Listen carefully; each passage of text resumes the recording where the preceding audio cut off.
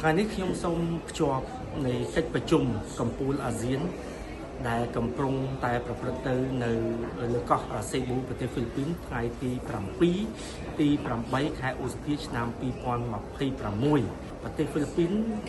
ជាប្រទេសមួយក្នុងចំណោមប្រទេស4នៅក្នុងអាស៊ាននេះដែលមានចំនួនព្រំដែនទឹកជាមួយនឹងប្រទេសចិនហើយក្នុងចំណោមប្រទេស4នេះមានតែហ្វីលីពីនមួយទេដែលតតាំងខ្លាំងជាងគេជាមួយប្រទេសចិនបន្ទាប់ពីចិនគាត់គូសនៅខ្សែបន្ទាត់9កំណាត់ភាសាអង់គ្លេសគេហៅថា Nine Dash Line ហើយភាសាក្រៅផ្លូវការគេថាជាផែនទីរាងអណ្ដាតគូដែលប្រទេសចិនបានគូសវាសប្រទេស4នេះហៅថាប្រទេសចិននោះបានគូសវាសបំពេញនៅលើដែនសមុទ្ររបស់ខ្លួននោះអញ្ចឹងហើយធ្វើឲ្យប្រទេសទាំង4ដែលមានហ្វីលីពីនមានវៀតណាមមានម៉ាឡេស៊ីហើយនិងប្រ៊ុយណេនេះបានតវ៉ាជាបន្តបន្ទាប់ហើយនៅឆ្នាំ2013ប្រទេសហ្វីលីពីននឹងបានប្តឹងទៅតុលាការអន្តរជាតិមួយនៅទីក្រុងឡាអេដែលគេហៅជាភាសាអង់គ្លេសថា PCA Permanent Court of Arbitration ជាភាសាខ្មែរប្រែមកថាតុលាការអាជ្ញាកណ្ដាលអចិន្ត្រៃយ៍ឬក៏តុលាការមជ្ឈត្តកម្មអចិន្ត្រៃយ៍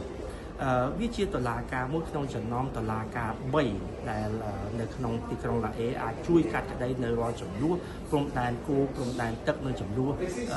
រវាងប្រទេសនិងប្រទេសនោះដែលកន្លងមកកម្ពុជាយើងដឹងហើយឈ្មោះថា ICJ ហើយនិង ICC នោះដែលកាត់ទោសទៅដល់ក្រិតជនជាថ្នាក់ដឹកនាំមេដឹកនាំលក្ខណៈ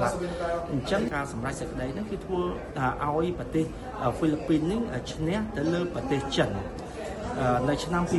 2016ចំណាយពេលវេលាអស់រហូតដល់ទៅ3ឆ្នាំចាប់ពីឆ្នាំ2013ដល់2016ហើយការចំណាយទៀតសោតប្រទេសហ្វីលីពីនពេលនោះចំណាយអស់ចន្លោះពី15ទៅ30លានដុល្លារនេះជាតួលេខដែលមិនបានបង្ហាញជាផ្លូវការទេប៉ុន្តែមានការផ្សព្វផ្សាយជាបន្តបន្ទាប់នៅក្នុងប្រទេសហ្វីលីពីននេះហើយនៅក្នុងនោះអ្វីដែលបានលទ្ធផលមកវិញប្រទេសចិនគាត់បាន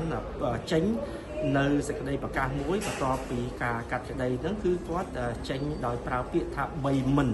ហ្នឹងគឺទី1គឺគាត់មិនចូលរួមទី2គឺគាត់មិនទទួលយកហើយទី3គឺគាត់មិនទទួលស្គាល់នៅការសម្រេចចិត្តរបស់តុលាការមជ្ឈត្តកម្មអចិន្ត្រៃយ៍នោះទេតែយ៉ាងណាក៏ដោយប្រជាពលរដ្ឋហ្វីលីពីនក៏សប្បាយចិត្តទៅនឹងការសម្រេចចិត្តរបស់តុលាការមជ្ឈត្តកម្មអចិន្ត្រៃយ៍នេះ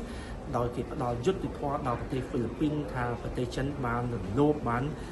គម្រាមកំហែងទៅដល់ដែនសមុទ្ររបស់ខ្លួនអញ្ចឹងរឿងនេះវាចូលមកដល់ចំនួនព្រំដែនកម្ពុជាថៃតែប្រទេសកម្ពុជាបានប្រាប់ទៅពិភពលោកពីពាក្យថាឈ្លានពានហើយនឹងការរំលោភបំពានជាបន្តបន្ទាប់ពីព្រំដែនគោកឥឡូវនេះរហូតទៅដល់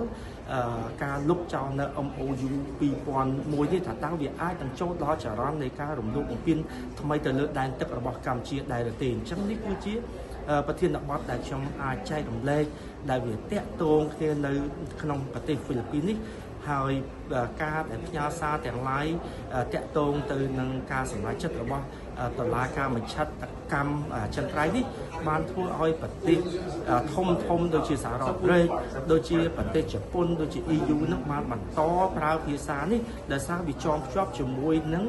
ច្បាប់សមុទ្រដែលគេហៅថា UNCLOS ឆ្នាំ1982អញ្ចឹងឥឡូវនេះកម្ពុជាក៏បានវិលត្រឡប់មករកប្រើប្រាស់ភាសាច្បាប់សមុទ្រនឹងដូចគ្នាគឺឆ្នាំ1982ដែលនឹងអាចឆ្លុះបញ្ចាំងនៅក្នុងការ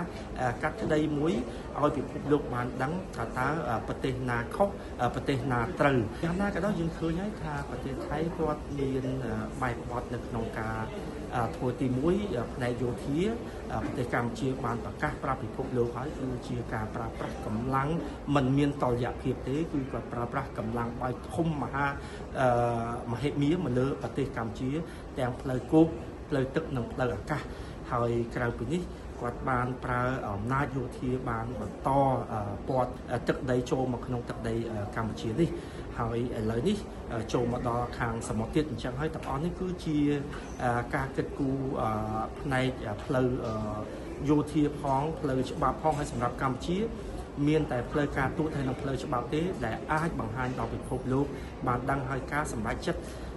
ណាមួយរបស់តុលាការអន្តរជាតិនឹងធ្វើឲ្យពិភពលោកបានដឹងថាប្រទេសណាល្អប្រទេសណាមិនល្អ